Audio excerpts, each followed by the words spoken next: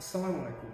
বাংলাদেশে একটা নতুন রকম আইডিয়া এসেছে, সেটা হচ্ছে যে যারা হুজুর তারা কখনো ভুল করতে পারে না, বা তারা কখনো পাপ করতে পারে না, বা তারা পাপ করলে এটা সামওয়াট ওয়ার্স দেন যদি আমরা সাধারণ মানুষ পাপ করি। মানে এই যে একটা প্যারালাল সৃষ্টি করা, যে সাধারণ মানুষ আর হুজুর এরা হচ্ছে টোটালি ডিফারেন্ট, এবং হুজুররা কম ভুল করবে বা কম পাপ করবে, এই থিওরিটা আসলে মুসলমান বা ইসলামে নাই।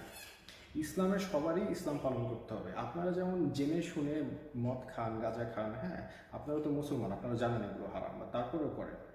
সো আর হুজুররা যে ভুল করবে না বা পাপ করবে না, এই আইডিয়াটা যে কোথা থেকে আসছে, কীভাবে আসছে সেটা আমি জানি না, বাট আমার থিওরি অনুযায়ী প্রবলি খ্রিস্টানিটি থেকে আসছে। আমাদের ইসলামে হুজুর ক্লাস বা প্রিস্ট ক্লাস বলে কিছু নেই। আলেম আছে, যার এলম আছে, মানে যার জ্ঞান আছে, সেই আলেম যে নলেজেবল। এখন একটা মানুষ নলেজেবল হলেই যে সে পাপ করতে পারে না, বা পাপ থেকে তারা ঊর্ধ্বে, বা ইসলামিক আইডিওলজি যে সবটাই পূর্ণাঙ্গভাবে তারা